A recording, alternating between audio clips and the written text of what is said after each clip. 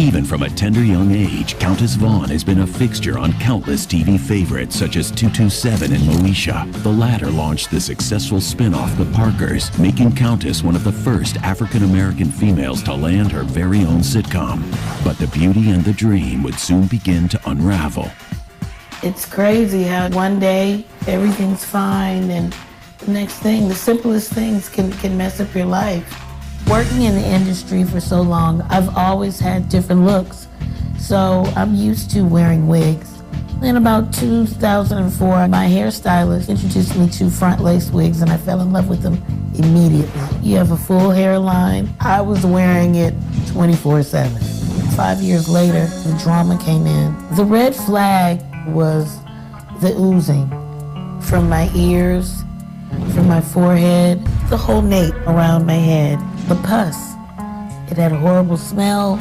It was painful. I let this go by for 6 months. What I didn't realize was I had a bad reaction to the glue that I used to apply the wig. So my hair started falling out. I didn't want to make the connection with that. I mean, I was just like, come on, a wig can make you sick? No way. I went to a dermatologist, but he didn't let me know long term there would be any problems. Now I have discoloration. People assume, do you have vitiligo? Anywhere where you would apply the wig and put tape on, I'm lighter in those areas. And I use makeup to cover it up. The skin under my eyes peeled because of the glue. The skin came off my ears. With the eyeliner, I'm literally drawing in my hairline. Because of the hair situation, I was embarrassed. It was just, you have to be at home and be bald. I had to go through this in order to teach my little one that you gotta love yourself before anybody else will. I had a moment there. I just wanted to look natural. Please welcome actress Countess Vaughn to the show. Thanks for sharing your story, because I think as women, we all share this hair thing. They try to tell us we're not our hair, but we are our hair. Oh, yes. It makes a big difference what style you wear. And so pretty much with the lace fronts wigs, you're applying the glue around the edges, around the nape, glue or tape. And what we don't realize is when we're doing this, when you're lifting it up, you're taking off a layer of skin each time. And that's what happened. When you say you had to take it up to keep reapplying, like? Yeah. Or I mean, if you sweat, or it's time. Yeah. To redo it. To redo it. Right. It's gonna lift. People in general ever say, I've never obviously had a wig. I may need one though. I may need one. But do you ever say, like, is this healthy or is this right? Or are you so excited because it's something? So excited. That's what you go on, especially being an actress. I didn't think about the health risks. And I don't think that most of us do think about the health risks when it comes to trying to look our best. Exactly. It was cute now. Well, all that and matter. It's important because you, by coming on this show bravely, Countess, you really are sending this message out to so many people. Hello, ladies and gentlemen. I'm Tommy Sotomayor. As you guys know, I've been one of the foremost people to talk about hair hats, my disgust for them, how I believe they hurt the black community and the black woman, psychologically, financially, emotionally, as well as physically. Now, Miss Countess Vaughn is not a paid advertiser of mine. And this show, The Doctors, has nothing to do with me. Yet this story backs everything I've been saying for 6 years. Now, what I want you ladies to do before I finish talking is remember how all of the people who have in the past and currently made fun of me for talking about hair, made fun of me for talking about the financial part of it, the emotional part of it, as well as made fun of me for talking about the health issues, the health risk that go along with these weaves and wigs. They said only a gay man would worry about what a woman puts on her head, which is the strangest thing I've ever heard of, because they claim that they wear their hair that way to attract men. So shouldn't they want to know what a man thinks about how they look in their hair? The biggest thing is you have clowns who followed me, stalked me, and tried to ridicule me for having this as an issue. Clowns who said it doesn't matter what a woman put on her head, but you are destructive to the black community. Now here's what I want you to do.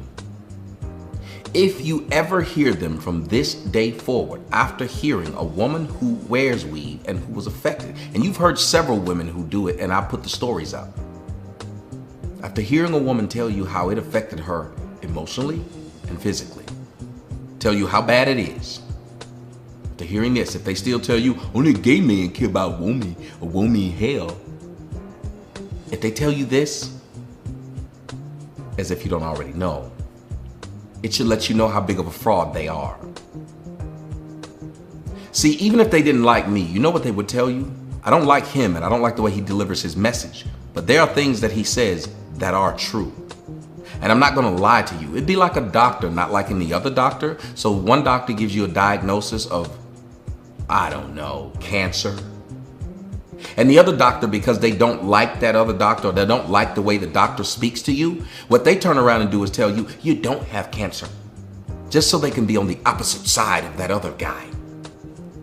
And the only person getting hurt in the middle of that argument is you. So black folks, black women in particular, please understand that the only person getting hurt in the argument of screwing with Tommy Sotomayor is you. And the other people know it. They know that the majority of what I say is 100% correct. They know it. There's not a flaw in it.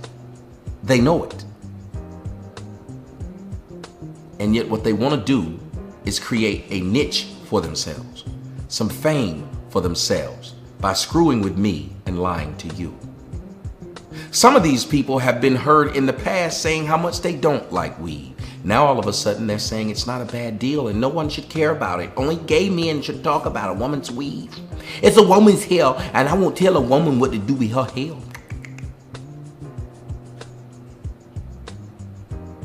Well, please understand this.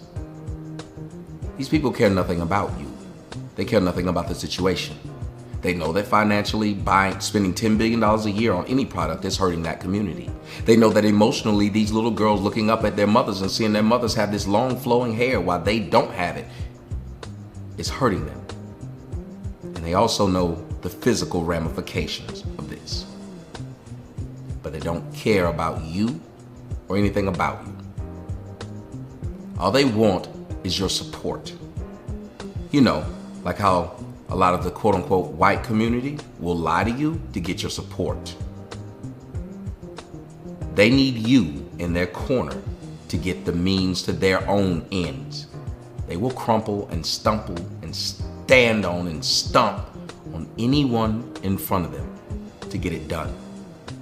Now, you may not like what I've said, but you now know that I've been correct in my assessment. You know that I'm one of the first ones to come out and say the physical damages that this does. Now you've been able to see it. I guarantee you there won't be 100,000 men against weave and the people who sell it, against wigs and the people who sell it. They will not go after one Korean, Brazilian, or any other shop that is selling this poison to our daughters and mothers and aunts because they care so much about black women and they love black women. But they believe that my videos hurt you more than this $10 billion industry. They believe that my word usage of hair-hatted hooligan is hurting black women, killing them. We gotta save them from hair-hatted hooligan. Yet when one of the hair-hatted hooligans comes out and says, yeah, this is kind of screwed up. Who does what? Who stands up and says, the man had a point. I don't like him. I can't stand him. But he had a point on this one. See, this is how you know when people who hate you have no merit.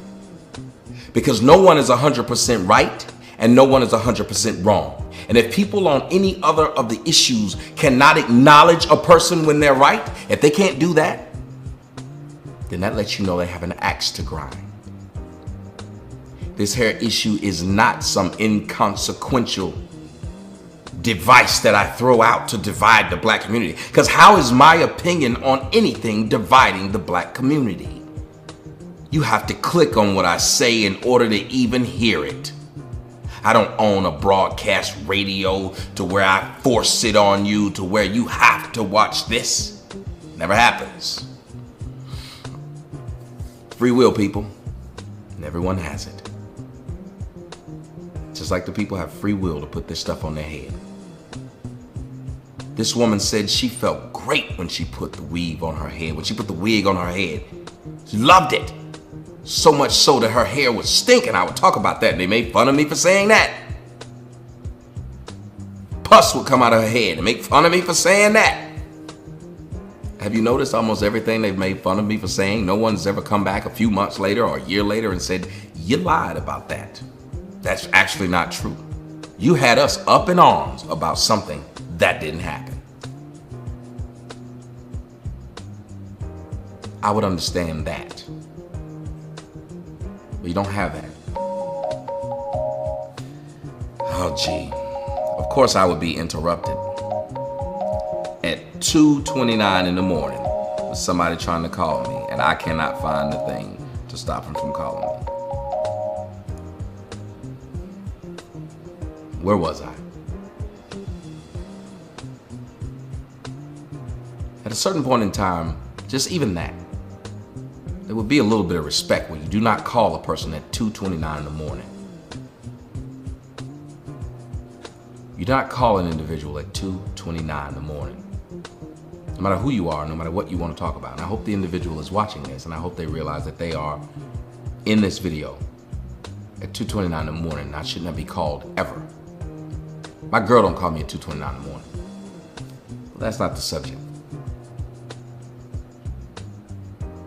There's no reason for us as black people to be spending the type of money that we've been spending on hair just to look like an abomination of the people that we are. And you can continue to dislike who you are that much, and she said it. You got to start off with liking and loving yourself, which is something I always say. And black women, you cannot expect anybody to love you if you don't love yourself. My mother never wore a weave or wig in her life. So when people say, your mama black, my mama don't look like that.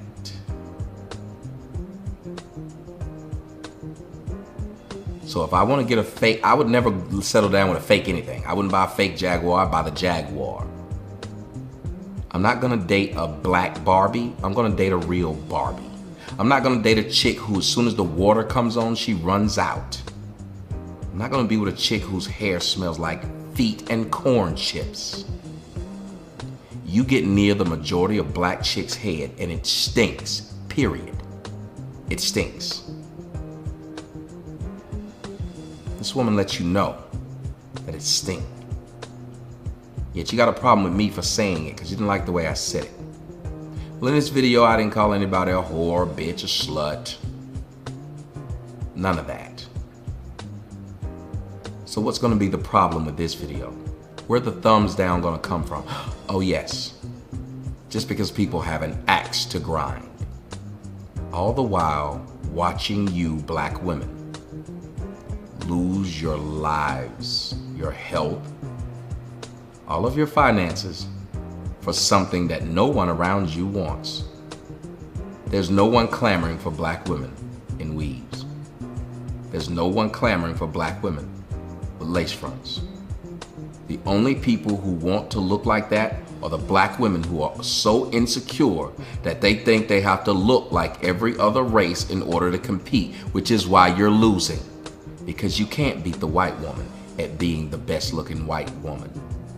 You can't beat the Brazilian at being the best looking Brazilian. And they can't beat you at being the best looking black, whatever country you are from. They can't. So why not better your game instead of trying to play theirs? Tommy Sotomayor. I'm out.